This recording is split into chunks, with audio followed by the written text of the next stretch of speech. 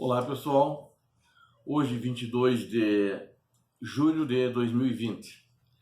Quero continuar ainda a segunda parte da Crimeia, que é um assunto importante, para procurar fazer o fecho do que a gente fez ontem, do que falamos ontem sobre a ocupação da Crimeia. Então vamos rever aqui. Muitas pessoas dizem que, olha, a Crimeia é rica. Eu queria justamente contestar isso, né? A Crimeia, quando foi parar na Ucrânia, porque o Khrushchev deu, foi porque estavam em dificuldades financeiras. E a Ucrânia estava em situação financeira, das repúblicas socialistas soviéticas, a Ucrânia é que estava em melhor situação financeira. Então o Khrushchev passou para ele, sugerido pelo comitê, não é por uma boa vontade dele, porque ele gosta da Ucrânia, não sei o que, não. Ele passou porque financeiramente era mais vantagem e ia tirar um peso da Rússia. Então ele passou a Crimeia para as mãos da Ucrânia. E o que a Crimeia produz? Bom, a Crimeia é um país rochoso, arenoso, não possui terreno fértil. Ela tem um produto que se destaca, era muito famoso na Ucrânia e em alguns países da Europa, que era o vinho deles, que vende muito bem. Quando estive na Ucrânia, já tive a oportunidade de, inclusive, tomar o vinho da Crimeia, que é muito bom, boa qualidade mesmo. E as pessoas lá gostam, ou gostavam pelo menos desse vinho. Acho que não tem mais essa relação comercial hoje, Crimeia com a Ucrânia, em que eles vendem esse vinho na Ucrânia livremente, porque não tem o comércio mais com a Crimeia, né? Bom, mas quando começou tudo isso, já para um pouco antes de finalizar, a Ucrânia tomou uma atitude. As tropas estavam lá meio sem comando, porque os quartéis foram cercados e os russos não deixavam entrar, inclusive como vocês viram no vídeo ontem. Os soldados foram humilhados, foram obrigados a ir embora, né, a voltar para a Ucrânia. Eles deram uma opção para os soldados que quisessem ficar e jurar a lealdade à bandeira russa. Aconteceu que alguns fizeram isso, né? Mas já numa sequência, antes, a Ucrânia mandou um comandante que ia coordenar essa resistência, essa luta contra os russos. Era um contra-almirante. O almirante chama-se, esse contra-almirante chama-se Denis Berezovsky. Ele estava em Kiev, foi diretamente de Kiev para Simferopol, que é a capital da Crimeia. Só que ele chegou lá, se acertou com os russos e jurou lealdade aos russos, né? E isso fez com que algumas tropas também ficassem do lado dele. E os russos aceitaram, todos juraram lealdade à Crimeia como a futura nova República Russa. Então estava um plano muito bem orquestrado, né? E aí, com o passar do tempo, um mês no máximo, eles deixaram todas as tropas em trajes civis e ir embora.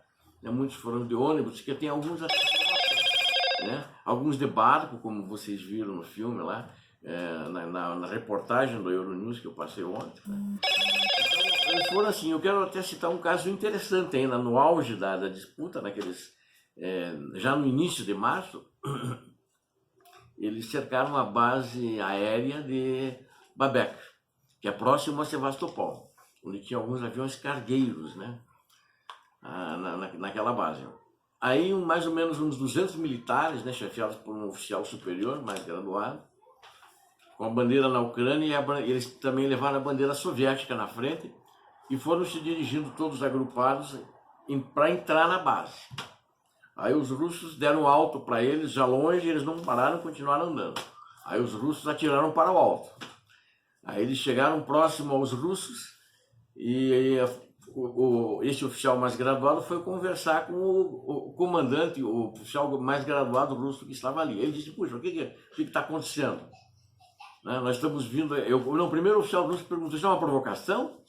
O cara disse, o ucraniano falou: não é provocação, estamos desarmados.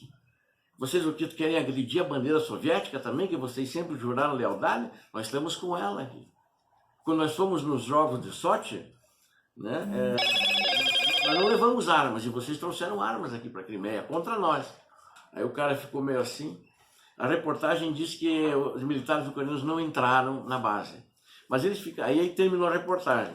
Só que teve uma outra reportagem depois, eu procurei e não consegui resgatar, que eles ficaram negociando ali uma coisa entre 1 hora e 2 horas, e a esse oficial russo que estava lá recebeu um telefonema. Ele tinha dito para o superior dele russo: eles estão vindo fazer manutenção nos aviões. Foi o que eles disseram: nós viemos fazer manutenção nos aviões, não é provocação. Se nós não fizermos manutenção nos aviões, isso aqui vai ficar uma sucata aí para vocês. Aí deixaram eles entrar na base, né? Isso a reportagem aí não mostra, da segunda fase. Eles entraram na base, entraram nos aviões que estavam nos hangares, né? E sem sinalização, sem nada, não tinha movimento no aeroporto, não tinha avião nem entrando nem saindo, que estava tudo cercado. E foram embora. Os russos que estavam a mais ou menos uns 1.000 metros, 1.000 e poucos metros de distância, né? Isso eu vi no outro filme que lamentavelmente não consegui resgatar. Vocês vão ver a primeira parte, vou pôr também no final dessa matéria. Eles foram embora.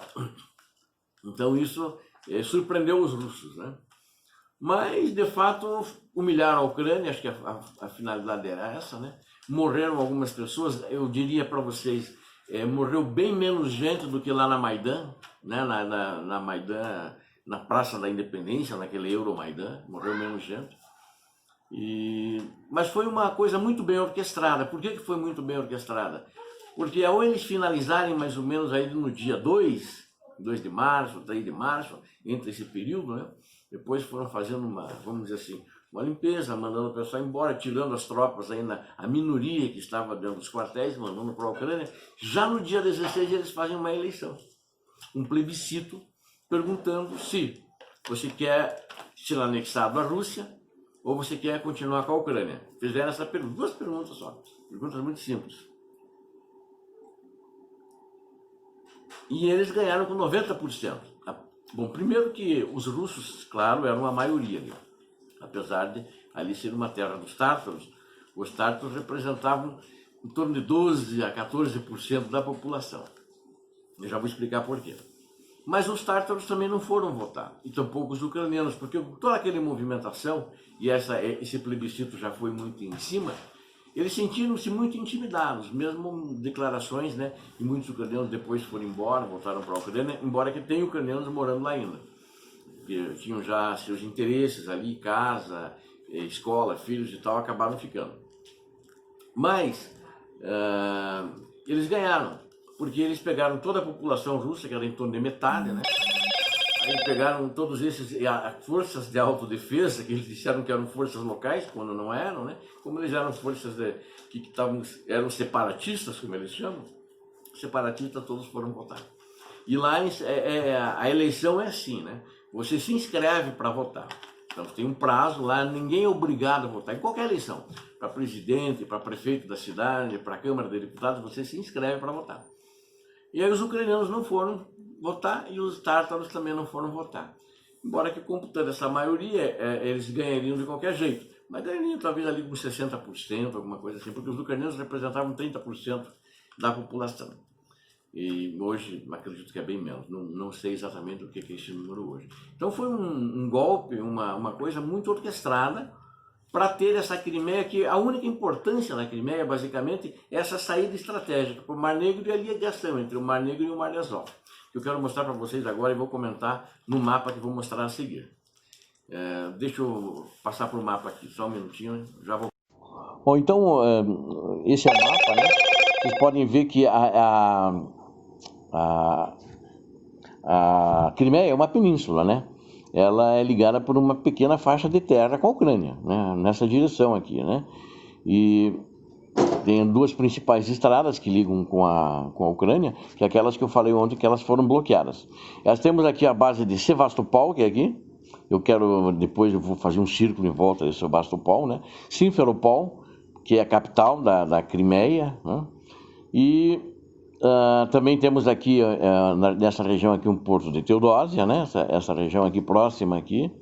E toda essa região aqui também temos aqui a Eupatória, né? São as principais localidades, né? Tem Yalta, que foi uma cidade muito importante, né?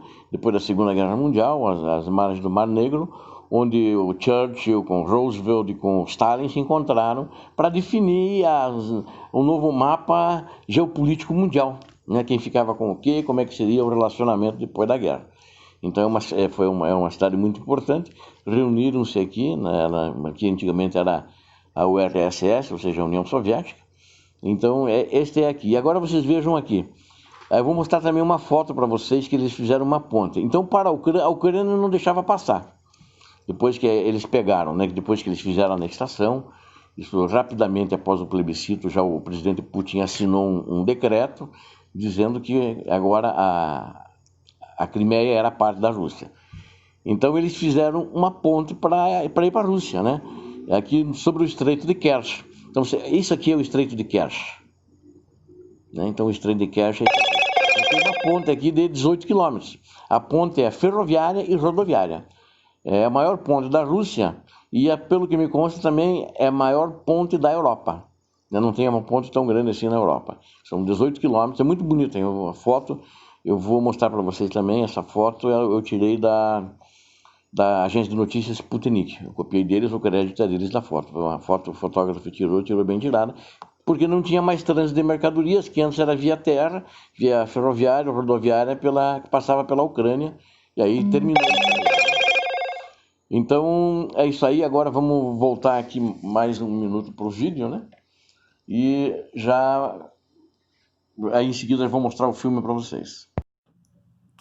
Bom, eu agora quero só citar o nome das duas pessoas que eram os líderes tártaros, ou melhor, são os líderes tártaros, só que desde que aconteceu essa anexação da República da Crimeia para a Rússia, eles foram impedidos até hoje de voltar à Crimeia, que hoje eles continuam, apesar de não serem escolhidos mais pelos tártaros da Crimeia. A Ucrânia considera ainda a Crimeia como parte do seu território.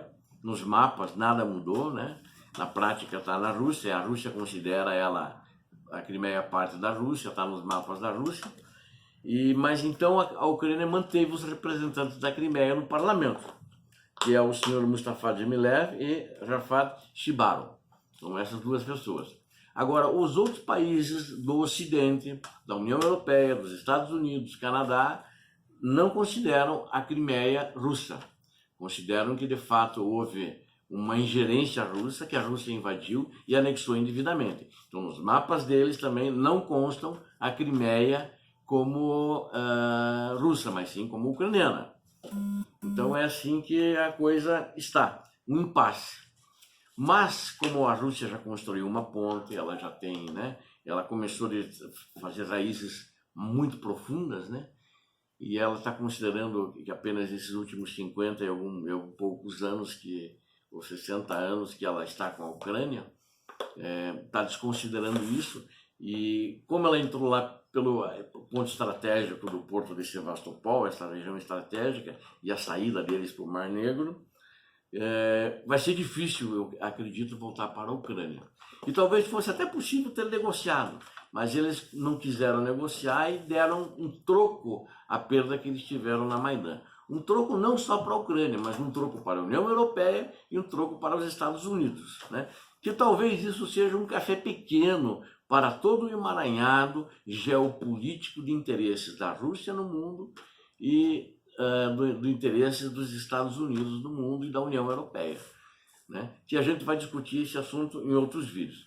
Eu vou colocar agora, para encerrar, a ponte que eles construíram sobre o Estreito de Kerch, e vou colocar também, já em seguida dessa ponte, vou colocar um vídeo que mostra aqueles soldados da Força Aérea, junto com os oficiais, que foram até a base, e depois, só que essa parte não vai aparecer, só vai aparecer o confronto deles com os soldados russos. Então, aproveitem os 2 minutos de filme, 1 minuto e pouco de filme. Obrigado, até o próximo vídeo. Deus abençoe a todos, paz e bem.